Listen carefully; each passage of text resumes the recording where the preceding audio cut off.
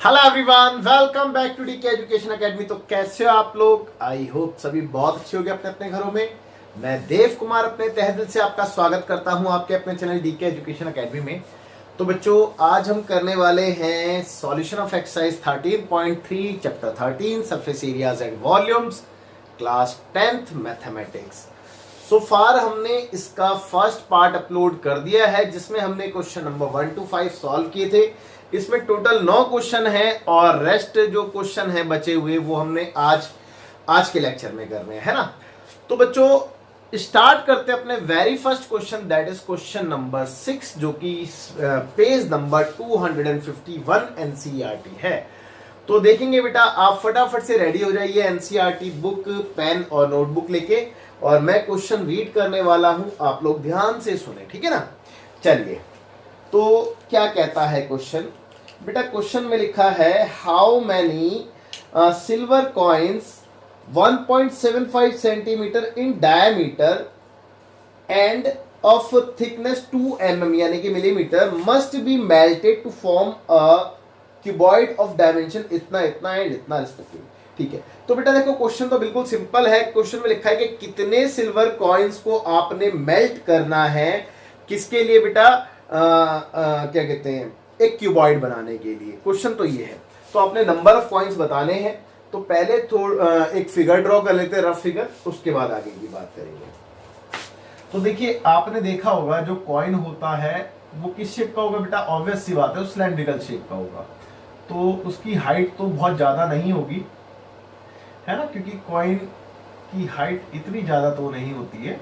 तो कॉइन की हाइट ये जो है, ये आप देख रहे हैं, ये थोड़ी सी कम है और डायमीटर इसका दे रखा है। तो देखो, मैंने मान लिया कि n नंबर ऑफ कॉइन्स मेरे को मेल्ट करने पड़ेंगे, किसके लिए बेटा?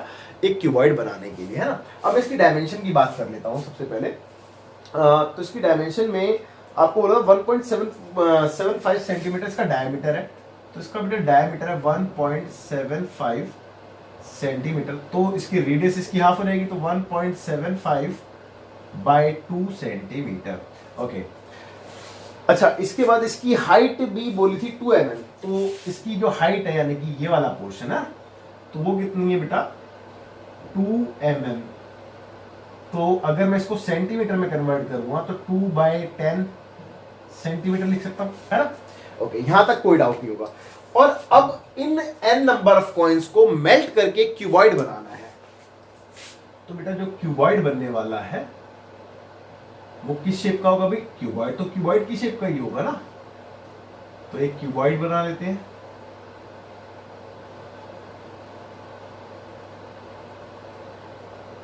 तो लेट्स सपोज ये एक क्यूबॉइड है, ये हमने बनाना है। इसकी लेंथ, ब्रेथ और हाइट आपको गिवन है। इसकी डायमेंशन कितनी है चेक करेंगे बेटा।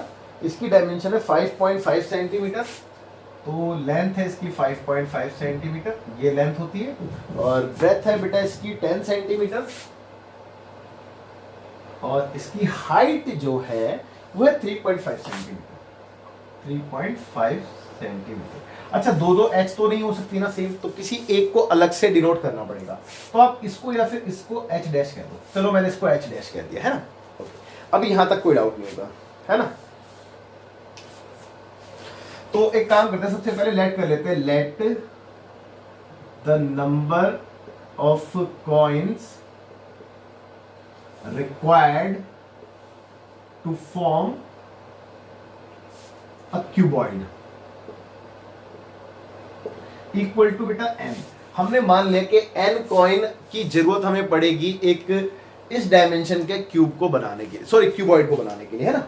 चलिए, अब क्वेश्चन तो बिल्कुल सिंपल है भाई, सीधी सी बात है। इसको मेल्ट करके ये बनाया गया है, तो इतना तो अंडरस्टूड है कि दोनों का वॉल्यूम सेम होगा भाई। n नंबर ऑफ कॉइन्स का वॉल्यूम क्यूबॉइड के वॉल्यूम के इक्वल होगा, है ना, इसमें कोई शक नहीं है। चलिए देखते हैं। तो बच्चों, according to the question,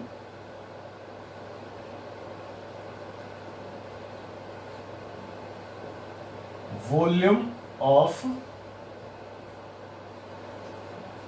n into volume of cuboid, sorry cuboid is coin, है ना, coin equal to volume of cuboid. यहां तक कोई डाउट नहीं होगा, है ना। चलिए आगे देखते हैं। तो बच्चों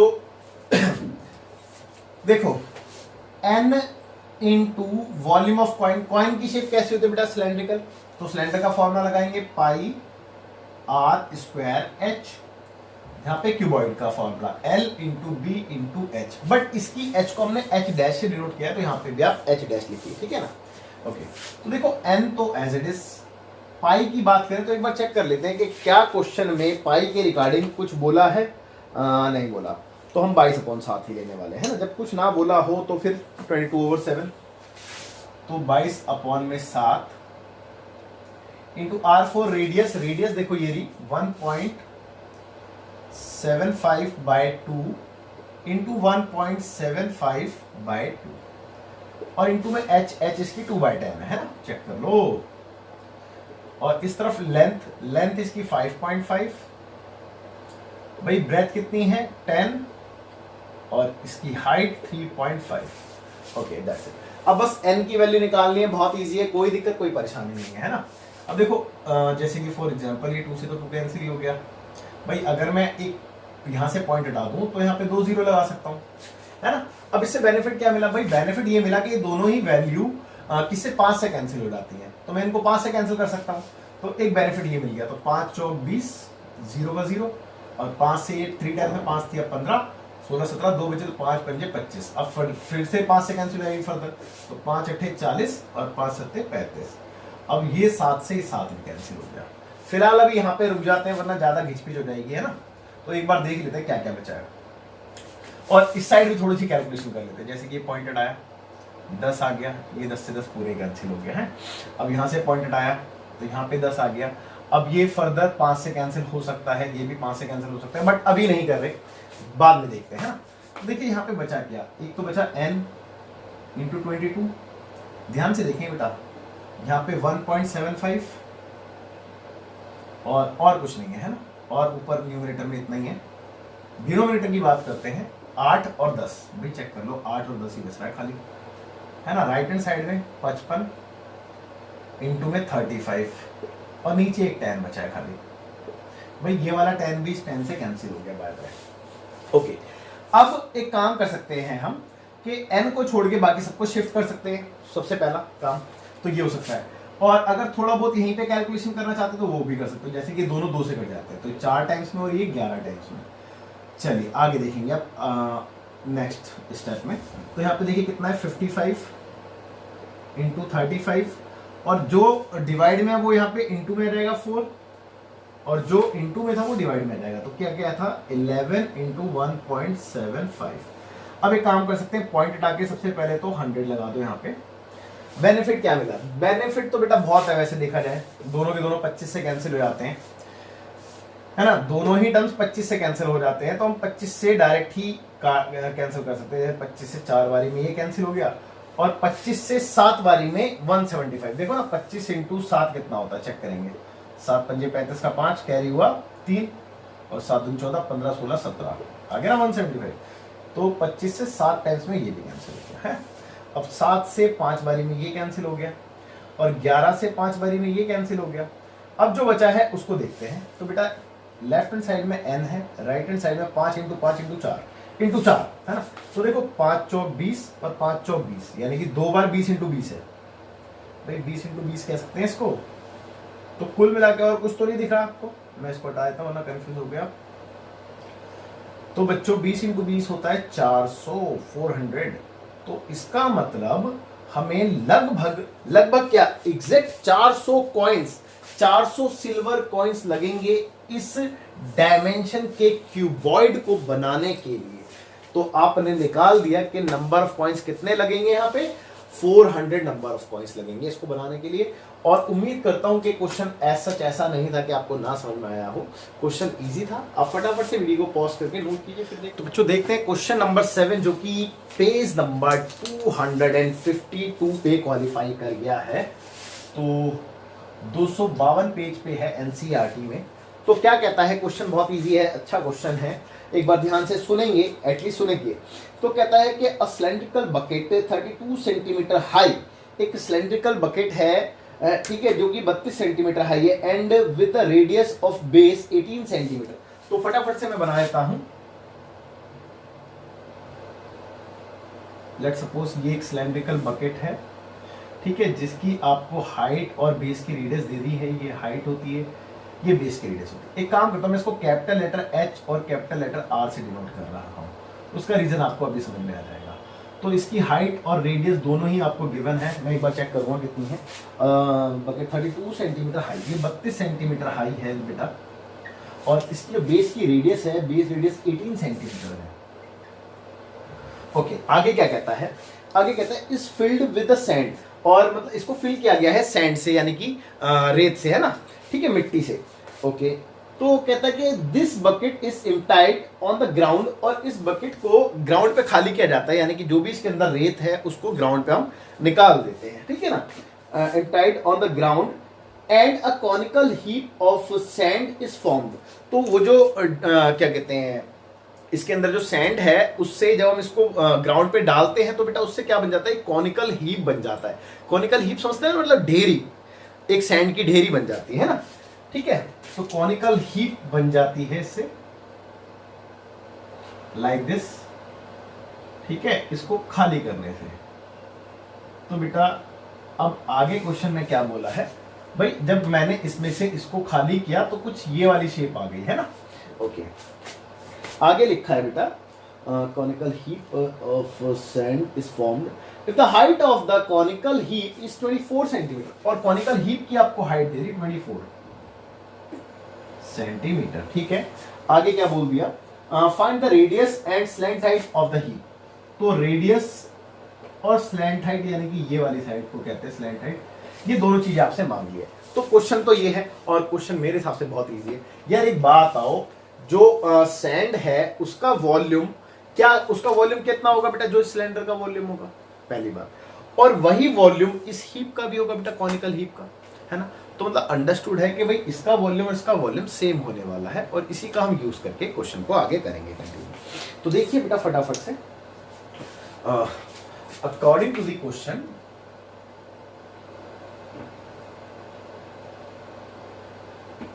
भाई क्वेश्चन के अनुसार वॉल्यूम ऑफ अ सैंड यानी कि वॉल्यूम ऑफ अ सिलेंडर, है ना। तो वॉल्यूम मैं डायरेक्ट लिख रहा हूं, volume of cylinder equal to volume of a conical heap, है ना, यानी कि वॉल्यूम ऑफ कोन भी कह सकते हैं। तो volume of a conical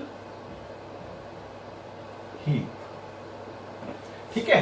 okay, तो सिलेंडर का वॉल्यूम क्या होता है बेटा? पाई आर स्क्वायर एच, और इसकी डायमेंशन को मैंने कैपिटल लेटर से डिनोट किया है इसीलिए, और मैंने आपको बताया था आगे आपको पता चल जाएगा, क्योंकि आर और एच का यूज यहाँ पे भी था, इसलिए मेरे को अलग अलग डिफरेंस दिखाना था। और बेटा कॉनिकल हीप का क्या होगा? 1/3 पाई आर स्क्वायर एच, यही होता है फॉर्मूला। भाई सबसे पहले तो पाई गया, बाय बाय, है ना। अब बची हुई चीजों की वैल्यू पुट करते हैं, that is R. R capital letter वाला आर कितना है? 18। तो 18 इंटू 18 इंटू एच, एच कितनी है इसकी? 32 equal to 1/3 as it is. भाई स्मॉल आर कितना है? निकालना है ना। और एच, एच तो पता होगा ना बेटा, 24 है, ठीक है। अब देखो 3 से 8 बारी में 24 कैंसिल, 8 से 24 होता है क्योंकि, और अगले स्टेप में भाई ये अपॉन में रहेगा, है ना। तो डायरेक्ट भी काट दूं, 8 चौक 32, डायरेक्ट कट गया। अब जो बचा है उसको देखेंगे। तो बेटा r square, it implies r square बराबर क्या बचा बेटा? 18 इंटू 18 इंटू 4 को भी मैं 2 इंटू 2 लिख सकता हूं, है ना। और यहां से अगर मैं इस स्क्वायर को हटा दूं तो बच्चे यहाँ पे अंडर रूट आ जाता है, और स्क्वायर रूट में से जिसका पेयर बनता है वो बाहर आ जाती है। तो बेटा एक 18 बाहर आ गया, एक 2 बाहर आ गया। तो रेडियस कितनी आ गई बेटा? 18 इंटू 2, यानी कि 18 दूनी 36, 36 सेंटीमीटर। भाई मेरे हिसाब से तो कोई डाउट नहीं होना चाहिए। ये था आपका पहला आंसर, यानी कि रेडियस। अभी आपने स्लैंट हाइट भी निकाल लिया, तो स्लैंट हाइट के लिए मैंने आपको फॉर्मूला लिखवाया है, कौन सा बेटा? तो also we have l square बराबर होता है r square plus h square. तो आर की वैल्यू कितनी है? 36, और एच की वैल्यू कितनी है बेटा? 24। तो दोनों का स्क्वायर कितना आता है अभी चेक करेंगे। 36 का स्क्वायर, तो 6 6 36 का 6, कैरी हुआ 3, और 6 3 18, 19 20 21 216, ठीक है। 3 से करेंगे तो 6 3 18 का 8, कैरी हुआ 1, और 3 3 9 और 1 10, तो बेटा 6 8 और 1 9 2 1 1296 है ना भाई, 1296। और 24 का 576 होता है 576। अब फर्दर दोनों को प्लस करके कितना आ गया 576 को 6 6 12 का 2 कैरी हुआ 1, 9 और 8 8 8 16 और 1 17 का 7 कैरी हुआ 1, 5 और 2 7 7 और 1 8 1872 भाई 1872 का स्क्वायर, यानी कि L is equal to under root 1872 कितने सेंटीमीटर। और यहां तक तो आपको कोई डाउट नहीं होना चाहिए, यहां तक तो आपको बहुत अच्छे से समझ में आ भी गया होगा, है ना।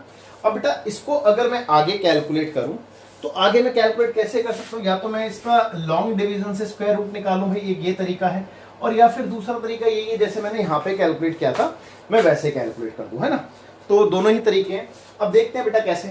तो मेरे को ये लगता है कि परफेक्ट स्क्वायर नंबर तो है नहीं, तो फिर भी मैं इसको इसी तरीके से करने की कोशिश करता हूँ कि कितना बाहर आ रहा है उस हिसाब से, है ना।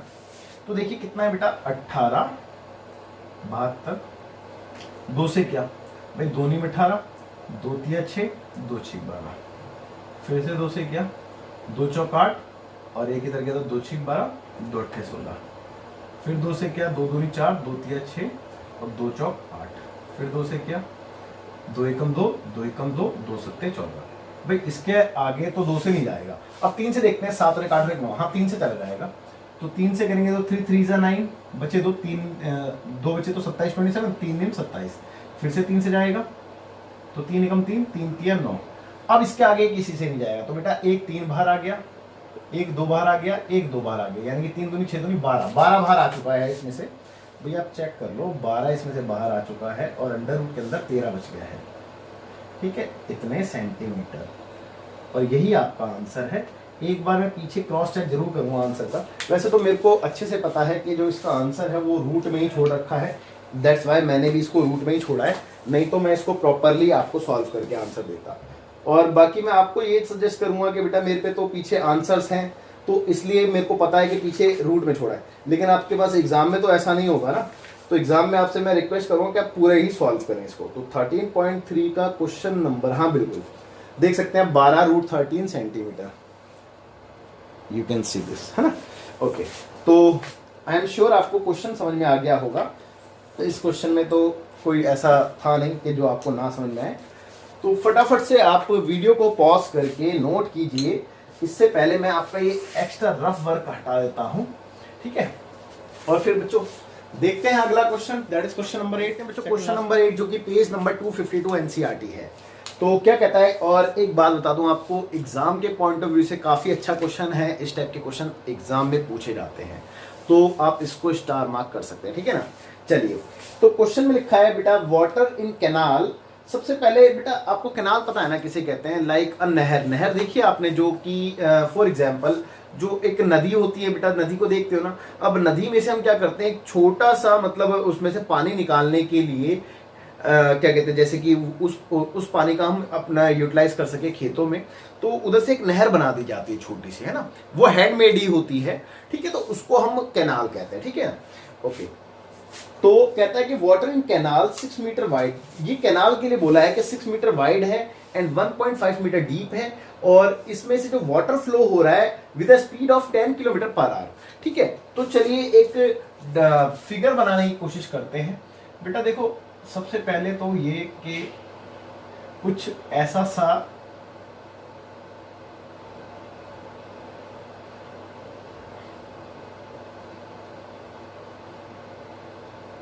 ये भी ज्यादा हो गया क्योंकि हाइट तो ना के बराबर ही होती है ना। लेट्स सपोज इसमें से ये कैनाल है बेटा, है ना, ठीक है। ये कैनाल है और इसमें से वाटर फ्लो हो रहा है, और इसकी लेंथ ब्रेथ के बारे में आपसे, डायमेंशन के बारे में रिगार्डिंग आपसे बोला गया है। कहता है कि 6 मीटर वाइड है। वाइड यानी कि चौड़ाई, है ना, ये होती है बेटा। कैनाल कितनी चौड़ी है, तो 6 मीटर चौड़ी है, तो 6 मीटर। ओके, आगे कहता है बेटा 1.5 मीटर डीप। तो डीप यानी कि ये वाली हाइट होगी बेटा, ये वाली, है ना। तो 1.5 मीटर डीप है ये, ठीक है। और उसमें से वाटर फ्लो हो रहा है, वो किस स्पीड से हो रहा है। तो बेटा आपको लेंथ ना देके वो स्पीड दे दी। यार एक बात हो, आप देखो थोड़ा सा जस्ट इमेजिन, थोड़ा फील करके देखो भाई। मैंने एक चीज से इसमें पानी डाला इस कैनाल में। अब मान लो कि कैनाल इतनी बड़ी है और जितना ये पानी डाला वो इस पूरी कैनाल में आ गया, तो बेटा वही तो उसकी लेंथ कहलाएगी ना। बात समझ रहे हो ना, वही तो उसकी लेंथ कहलाएगी। तो कहने का मतलब ये जो इसकी स्पीड है वो इनडायरेक्टली उसकी लेंथ ही दे रखी है, लेकिन थोड़ा सा फील करके देखो। देखो स्पीड बराबर क्या होता है, पहले तो ये बताओ, डिस्टेंस अपॉन में टाइम। तो टाइम इक्वल टू क्या होगा बेटा, डिस्टेंस अपॉन में स्पीड है। अब एक बात हो, आपको निकालना है क्या बेटा, डिस्टेंस निकालना है बेसिकली। तो distance equal to speed into time होगा। अब स्पीड कितनी दे रखी है, 10 किलोमीटर पर आवर, और पर आवर यानी कि 1 घंटे के लिए। तो 1 घंटे के लिए डिस्टेंस कितना आ गया, 10 किलोमीटर ही आ गया। तो बेटा यही तो आपकी लेंथ हो रही है ना, समझ रहे हो बात को, है? तो इनडायरेक्टली इसकी लेंथ आपको दे दी 10 किलोमीटर पर आवर। लेकिन जब मैं, ये तो स्पीड है, इस स्पीड को मैंने जब कन्वर्ट किया किसमें, डिस्टेंस में, तो 10 किलोमीटर ही आया। ठीक है, तो इसका मतलब ये जो लेंथ आई है आपकी, तो इट इंप्लाइज, मैं इसको ऐसे भी लिख सकता हूं कि L is equal to 10 kilometre. But ये किसके लिए बेटा, 1 घंटे के लिए। क्लियर है, ओके। अब यहां तक आपको कोई दिक्कत कोई परेशानी नहीं होनी चाहिए। ठीक है, आगे बढ़ते हैं क्वेश्चन को। आगे लिखा बेटा, how much area will it irrigate in 30 minutes, यानी कि कितना एरिया 30 मिनट में मतलब इरिगेट मतलब समझते हो ना, सींचना, जैसे खेत को सींचते हैं ना, जोतना मतलब है ना, समझ रहे हैं। तो इससे कितना एरिया आप जोत सकते हैं एक खेत का। ठीक है, और खेत भी कैसा होगा बेटा, ऑब्वियस सी बात है क्यूबॉइड शेप का ही होगा। ठीक है, तो ये भी क्यूबॉइड शेप का ही होगा, कुछ ऐसा सा। ठीक है बच्चों, ओके। तो आपने बताना कितना एरिया आप जोत सकते हो, लेकिन कितना बेटा, इन 30 मिनट्स, 30 मिनट में आप कितना एरिया जोत सकते हो। तो बेटा ये जो आपको स्पीड दी है पर किलोमीटर की दी है, तो आपको इसको पर 30 मिनट में कन्वर्ट करना पड़ेगा। तो बेटा ये आपको यहां तक समझ में आ गया। तो अब मैं इसको अगले स्टेप में, भाई 30 किलोमीटर था ये, ध्यान से सुनना मेरी बात को। पहली बात तो किलोमीटर मेरे को सारी चीजें मीटर में दे रखी थी, तो मैंने इसको मीटर में कन्वर्ट किया, 1000 से इंटू कर दिया अभी मीटर में, लेकिन मीटर पर आ रहे हैं, पर आ रहे। अब मैंने आवर्स को कन्वर्ट किया पर मिनट में। भाई पर मिनट अभी 60 से डिवाइड करके पर मिनट हो गया, लेकिन मेरे को 1 मिनट का नहीं, पर 30 मिनट का चाहिए। तो मैं इसको 30 से फर्दर मल्टीप्लाई भी कर दूंगा। ठीक है ना, यहां तक मेरे हिसाब से आपको कोई डाउट नहीं होना चाहिए। तो आगे देखते हैं। अब देखो 0 से 0 कैंसिल हो गया। ठीक है, यहां तक भी कोई दिक्कत नहीं है। 3 से 2 बारी में ये कैंसिल हो गया और 2 से 5 बारी में ये। तो L की वैल्यू आप देख रहे हैं बेटा 5000, चेक कर लो। तो 5000 मीटर पर 30 मिनट है ना, 30 मिनट के लिए। ठीक है, चलिए देखते हैं बेटा आगे। तो यहां तक भी आपको कोई डाउट नहीं होना चाहिए। अब क्वेश्चन को थोड़ा सा आगे कंटिन्यू करते हैं और इस चीज को भी समझते हैं। तो देखो इसने बोला था कि 30 मिनट में कितना एरिया आप इरिगेट कर दोगे, और अगर स्टैंडिंग वाटर 8 सेंटीमीटर हो। स्टैंडिंग वाटर 8 सेंटीमीटर का मतलब क्या है कि इसमें जो पानी खड़ा हुआ होगा वो 8 सेंटीमीटर की हाइट तक खड़ा हुआ होगा। तो जो इसकी h है, यानी कि मैं h डैश ले सकता हूँ, तो वो 8 सेंटीमीटर है। और आपने इसका एरिया बताना है कि कितना एरिया मतलब 30 मिनट में ये इरिगेट कर देगा, वो एरिया कैलकुलेट करना है। तो बच्चों क्वेश्चन मेरे हिसाब से तो बहुत इजी है, लेकिन हाँ थोड़ा सा कंफ्यूजिंग जरूर है, क्योंकि क्वेश्चन काफी घुमाया हुआ है। इतना मतलब मैं कह सकता हूँ कि बच्चों को इतनी जल्दी समझ में नहीं आती हैं चीजें, बट कोई नहीं, देखिए आप ध्यान से। तो अकॉर्डिंग टू द क्वेश्चन,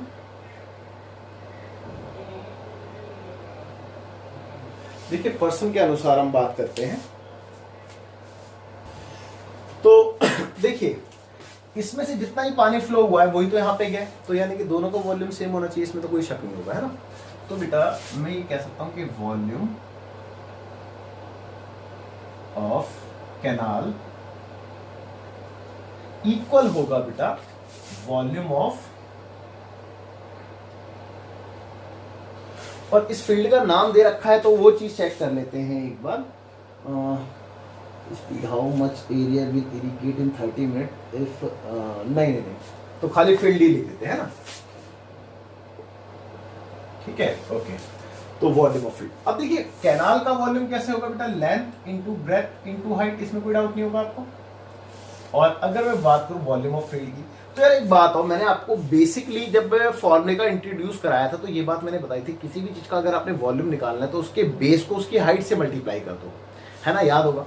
तो बेटा अगर मैं इस फील्ड की बात कर रहा हूं तो इसका वॉल्यूम का फॉर्मूला भी यही होना चाहिए, बेस इंटू हाइट, है ना, area of base into height ना। तो area of base into height, और इसकी हाइट को मैंने एच डैश से डिनोट किया है। और हाँ, एच डैश को भी आप फर्दर मीटर में कन्वर्ट कर देना, क्योंकि मीटर में हमने सारी चीजें कैलकुलेट की है। तो बेटा 8/100 लिख दें, यानी कि 0.08 मीटर, है ना। ओके, अब देखिए लेंथ कितनी थी बेटा, चेक करेंगे। मैं मार्कर चेंज कर देता हूँ, इसमें थोड़ी इंक मेरे को लग रहा है कम हो गई है। चलिए, तो लेंथ इसकी बोली थी ये, हाँ, तो फाइनली ये आई थी बेटा, क्योंकि हमने तो 30 मिनट में बताना है ना। ठीक है बेटा, 30 मिनट वाला लेंगे हम, तो 5000, और breadth, E for breadth 6 metre, और H फॉर इसकी height 1.5 metre. Okay, area of base, यानी कि ये तो एज इट इज रहने दो, या फिर इसको एरिया ऑफ फील्ड भी कह सकते हैं, है ना, कुछ भी वो आपकी मर्जी है। और एच डैश थी आपकी 0.08। ओके, अब फाइनली एरिया ऑफ बेस निकालने के लिए बस इसको इससे डिवाइड करना है ना। तो रिक्वायर्ड एरिया कह दो बेटा एरिया ऑफ बेस को, रिक्वायर्ड एरिया, भाई यही तो आपसे मांगा क्या था, इक्वल टू क्या होगा बेटा, 5000 इंटू 6 इंटू 1.5 अपॉन 0.08। ओके, देखो आपका आंसर आ भी चुका है, लेकिन आपने एक बात ऑब्जर्व करी, क्वेश्चन के मेन पोर्शन में कुछ था ही नहीं। मेन पोर्शन में क्या करा हमने, कुछ भी नहीं करा, लेकिन क्वेश्चन के जो पीछे था बैक हैंड पे, वो प्रोसेस बहुत मतलब समझना जरूरी था, उस प्रोसेस में था थोड़ी सा, है ना। तो इसीलिए बेटा कई क्वेश्चन इस वजह से भी अच्छे होते हैं, क्योंकि वो क्वेश्चन ही समझ में नहीं आते हैं। ओके, चलिए खैर कोई बात नहीं, आगे की बात करते हैं। तो देखिए सबसे पहले तो एक काम कर लेते हैं, पॉइंट को हटा देते हैं। जैसे कि मैंने 11 पॉइंट हटाया तो नीचे 10 आ गया, ये वाला पॉइंट हटाया तो ऊपर 100 आ गया, है ना। एक 0 से फर्दर एक 0 भी कैंसिल हो गया। अब यहाँ पे 8 है और बस खाली 8 ही, बाकी सारा कुछ ऊपर है। तो इस 8 को मेरे को 2 से काटा तो ये आ गया, फिलहाल यहाँ पे 4 आ चुका है। और मैं फिलहाल ये सोच रहा हूँ कि या तो मैं इसको इससे काट दूँ, भाई कट तो जाएगा, सिंपल है, कोई दिक्कत नहीं, और या फिर ना काटे तो ज्यादा बेटर है, खैर काटना तो पड़ेगी। चलो अगले स्टेप में देखते हैं। देखो दिख क्या रहा है आपको, एक तो 5000, एक 3, एक 15, और एक ये वाला 10, और अपॉन में 4, ये दिख रहा है ना। चलिए भाई मैं इसको इससे कैंसिल कर ही देता हूँ फाइनली, कोई दिक्कत नहीं, करना तो पड़ेगा ही। देखो तो 2 बारी में, और ये 2500, और फिर से फर्दर मैंने काटा तो 2500 का भी 2500 का आ गया 1250। मैं इसीलिए नहीं काट रहा था, क्योंकि देखो ये इतनी लेंथी वैल्यू आ गई ना थोड़ी, बट कोई बात नहीं, अब करना तो था ही। तो 1250 इंटू 3 इंटू 15 और इंटू 10, भाई ये काम करना रह गया है, और आपका फाइनल आंसर आ जाएगा। तो मैं इसको फटाफट से कैलसी का यूज करके जल्दी से निकाल देता हूँ, ठीक है, वॉट एवर जितना भी आ रहा है। तो देख लेते हैं एक बार, कितना था बेटा, 1250 इंटू 3 इंटू 15 और इंटू 10, तो बेटा ये आ गया 5,62,500, 5,62,500। लेट मी चेक, 500 ही है ना, 5,62,500 और इतने मीटर स्क्वायर, ठीक है, इतने मीटर स्क्वायर। एक बार मैं चेक कर लेता हूँ, वैसे तो मेरे हिसाब से इस आंसर को किलोमीटर में छोड़ा होगा, क्योंकि ये बहुत ज़्यादा बड़ा आंसर आ रहा है। बाकी देखते हैं एक बार किस में छोड़ा है पीछे आंसर।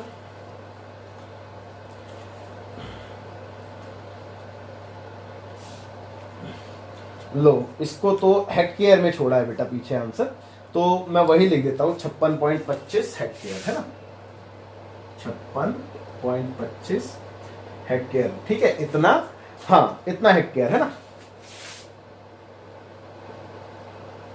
ओके, तो यहां तक भी आपको कोई डाउट नहीं होगा, और क्वेश्चन आपको इजीली समझ में आ भी गया होगा, कोई दिक्कत कोई परेशानी नहीं थी। बस क्वेश्चन में जो थोड़ा सा लूप हॉल था वो था क्वेश्चन को समझ में आना, बट इट्स ओके, आपको क्लियर हो गया है। आप फटाफट से इसको पॉज करके देखते हैं क्वेश्चन नंबर 9 जो कि सेम पेज 252 एनसीईआरटी है। तो ये इस एक्सरसाइज का और आज की क्लास का लास्ट क्वेश्चन रहने वाला है, तो आप ध्यान से देखिए और काफ़ी अच्छा क्वेश्चन है एग्जाम के पॉइंट ऑफ व्यू से, तो इसको भी आप इंपॉर्टेंट मार्क कर सकते हैं, ठीक है ना।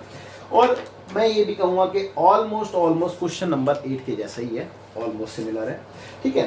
तो क्या कहता है बेटा a farmer connects a pipe of internal diameter 20 centimetre from a canal, यानी कि एक फार्मर जो है वो एक पाइप को कनेक्ट कर देता है इससे कैनाल से, जिसका आपको इंटरनल डायमीटर दे दिया है 20 सेंटीमीटर का। तो साथ साथ हम फिगर भी बना लेते हैं। मान लेते हैं कैनाल है, वो कैनाल नहीं बना रहा, मैं सिर्फ पाइप बना रहा हूँ। तो ये एक पाइप है जिसको इसने अटैच कर दिया है एक कैनाल से, है ना। तो यहाँ पे एक कैनाल होगी, उससे ये अटैच हो रखा है, सपोज टू बी, है ना।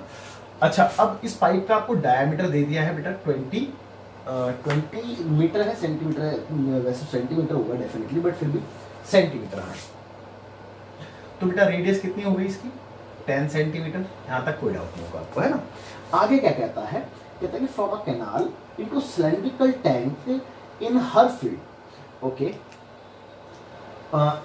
एक सेकेंड, जस्ट मिनट, मैं ये लाइन को दोबारा पढ़ रहा हूँ, आप लोग ध्यान से सुने। कहता है कि a farmer connects pipe of internal diameter 20 centimetre from canal into a cylindrical tank, यानी कि इसने कैनाल से इसको कनेक्ट किया है और इससे जो पानी फ्लो हो रहा है वो किस में जा रहा है बेटा, एक सिलेंड्रिकल टैंक में जा रहा है।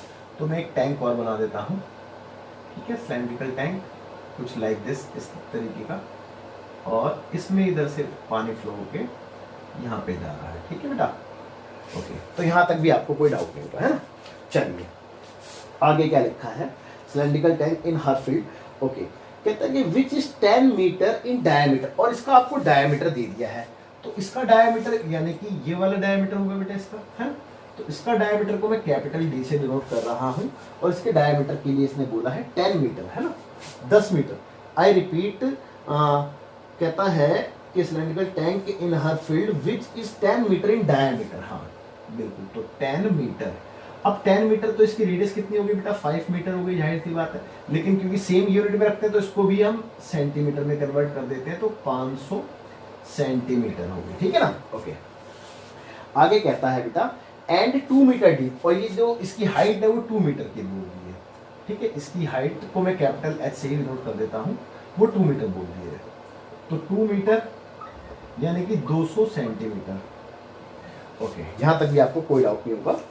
आगे कहता है कि if water flows through the pipe, जो भी पाइप से वाटर फ्लो हो रहा है at the rate of 3 kilometre per hour, तो एक आपको स्पीड और दे दी है वाटर फ्लोइंग की, है ना। तो speed of water flow from pipe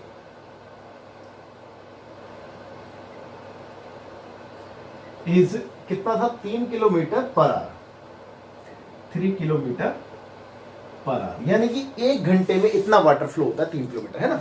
okay, यहां तक भी आपको कोई दिक्कत नहीं होगा। अब कहता है कि in how much time will the tank be filled, यानी कि आपने बताना है कि इस तरीके से कितनी देर में टैंक फिल हो जाएगा, वो टाइम बताइए।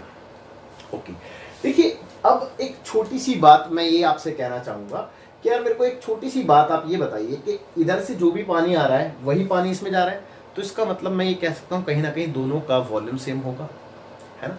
अब देखिए टाइम की बात हम करेंगे, फिलहाल मैं एक काम करता हूँ कि जो इसकी लेंथ होगी पाइप की, भाई इसकी कुछ ना कुछ तो लेंथ होगी ना, यानी कि वही इसकी हाइट कहलाएगी। वो हाइट को मैं स्मॉल h से डिनोट कर देता हूँ, और फिलहाल वो मेरे पास नहीं है, तो उस h के बारे में हम बात करेंगे। अगर वो h मेरे को मिल जाएगी तो मैं वो टाइम भी कैलकुलेट इजीली कर लूंगा, है ना। ओके, चलिए इस बात को अब समझते हैं। देखिए according to the question,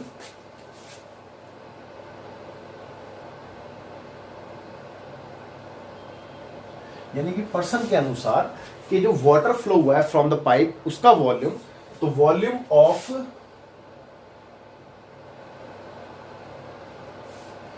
water flow from pipe equal होगा वॉल्यूम ऑफ सिलेंड्रिकल टैंक के, है ना।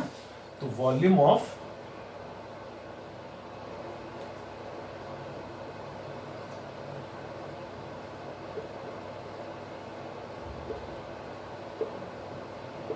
ओके, तो देखिए बेटा, अब एक बात आई है भाई, वाटर इसमें से कितना फ्लो हुआ है उसकी बात कर रहे हैं हम, तो जाहिर सी बात है पाई आर स्क्वायर एच, भाई ये तो वाटर फ्लो हुआ होगा, है ना। और अगर मैं इसकी बात करूं तो इधर भी पाई आर, और हाँ इसकी डायमेंशन को मैंने कैपिटल लेटर से जोड़ किया तो आर स्क्वायर और एच, क्लियर। तो बेटा पाई से पाई कैंसिल हो गए, यहां तक भी आपको कोई डाउट नहीं होगा। भाई फिलहाल दोनों के वॉल्यूम तो सेम होंगे ना, इतना तो अंडरस्टूड है यार।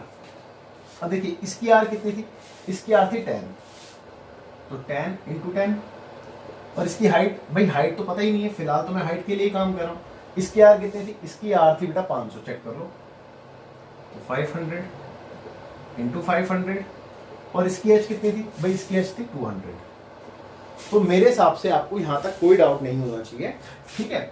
अब एच की अगर मैं बात करूं तो बेटा 500 इंटू 500 इंटू 200 और अपॉन में 10 इंटू 10, भाई चेक कर लो यही तो आएगा, और फाइनली ये भी कैंसिल और ये भी कैंसिल, है ना।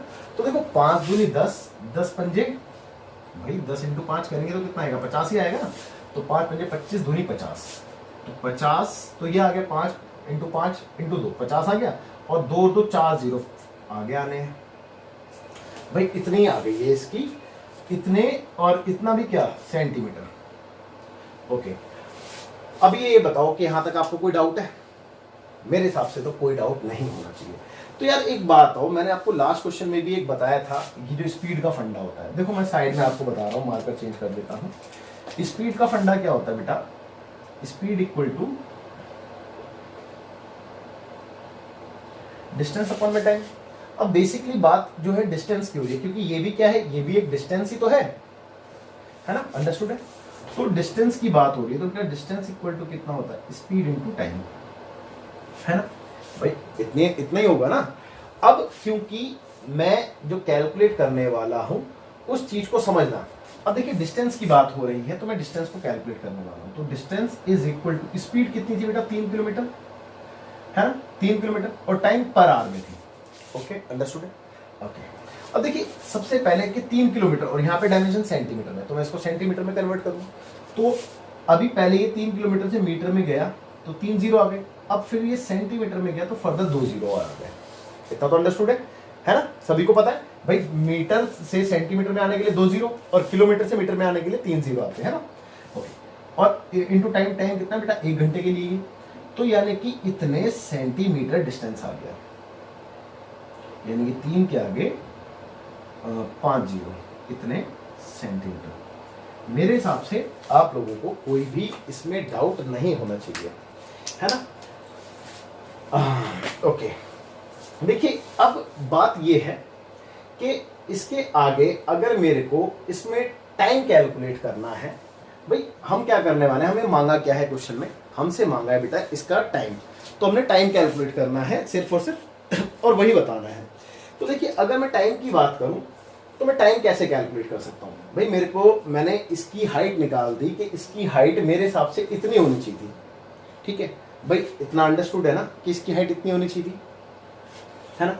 और मेरे को इसकी स्पीड दे रखी थी, अब मेरे को इन दोनों का यूज करके, इन दोनों को आपस में मर्ज करके टाइम बताना है कि टाइम कितना लगेगा।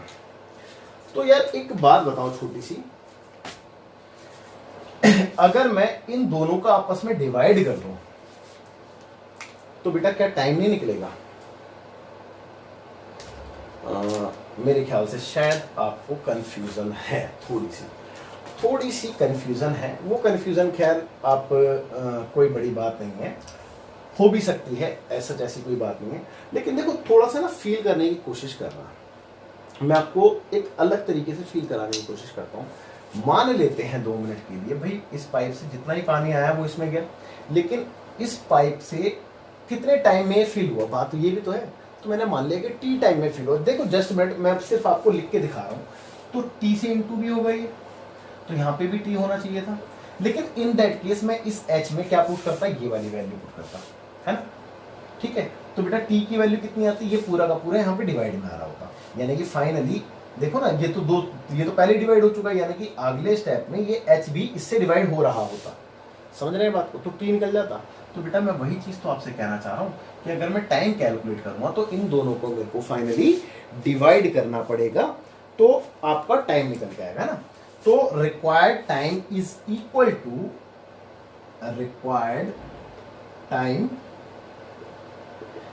इक्वल टू फर्दर दोनों को हम डिवाइड कर देंगे। तो 50 और अपॉन में 1 2 3 है ना, 2 3 5। अब देखो 3 0 से ये 3 0 और ये 2 0 से ये 2 0, यानी 5/3 आवर्स आ गया, इतने आवर्स आ गया। अब फर्दर अगर मैं इसके आगे की बात करूं, तो इस टाइम को जो कैलकुलेट किया है वो मिनट में कैलकुलेट किया है बेटा, आवर्स में कैलकुलेट नहीं किया। तो मैं क्या करूंगा, देखो सिंपल सी बात है यार, 5/3 इतने घंटे हैं, है ना। तो अगर मैं इसको मिनट में कन्वर्ट करूँ तो 60 से डिवाइड कर दूंगा, सॉरी इंटू कर दूंगा, है ना। तो अब ये कितना आ गया, इतने मिनट्स आ गया। अब 3 से 3 दूनी 6, 2 0 का 0 और 5 दूनी 10, तो भैया सीधा 100 मिनट आ गया। और भी बहुत सारे तरीके हैं कन्वर्ट करने के, ठीक है। तो आपका आंसर तो बेटा यही है, और आई एम श्योर आपको डाउट नहीं रहा होगा। लेकिन अगर मन में 1% थोड़ा सा डाउट है कि इसको डिवाइड क्यों किया, तो मैंने आपको जो दूसरा तरीका बताया ना, आप एक बार उसको फील करना कि बेटा हमने मान लिया कि पाइप का वॉल्यूम T टाइम्स में इसको फिल कर रहा है, तो इधर T आता है इनटू में, तो बस आप उस केस में T निकालने के लिए इस पूरे को इससे डिवाइड ही तो करते। तो बेटा अभी भी देखो मैंने क्या किया, इसकी यहाँ पे जो भी वैल्यू आई थी उस वैल्यू को इससे डिवाइड में ही तो भेजा था, तो ये फाइनली h भी तो डिवाइड में चला जाता ना। मैं वही चीज कहना चाह रहा हूँ आपसे। तो इस चीज को थोड़ा सा अगर आप फील करने की कोशिश करें तो आपको चीजें क्लियर हो जाएंगी। बट ऐसा मेरे को ऐसा नहीं लगता कि इतना ज्यादा टफ क्वेश्चन रहा होगा कि अगर आप इसको 2 बार वीडियो को देख लें तो आपको ना क्लियर हो। तो डेफिनेटली आपको क्लियर हो जाएगा। आपसे बस रिक्वेस्ट है, आप वीडियो को पॉज करके नोट कीजिए। इस क्वेश्चन के साथ आपकी आज की क्लास ओवर होती है, ये एक्सरसाइज भी ओवर होती है, और कहीं ना कहीं ये मान लीजिए कि ये चैप्टर भी ओवर ही है, क्योंकि जो अगला टॉपिक है हमारा फ्रस्टम ऑफ अ कोन, वो आपके इस साल तो कोर्स में नहीं है, बट मैं उसको डेफिनेटली कराऊंगा जरूर, ठीक है। तो मैं उसको कराऊंगा जरूर, लेकिन वो इस साल आपके कोर्स में नहीं है ना। तो चलिए ठीक है बच्चों, जब तक के लिए आपसे विदा लेने का टाइम हो गया है, तो बाय बाय, टेक केयर, अपना ध्यान रखिए, ठीक है। जय हिंद, मिलते हैं आपसे अगली क्लास।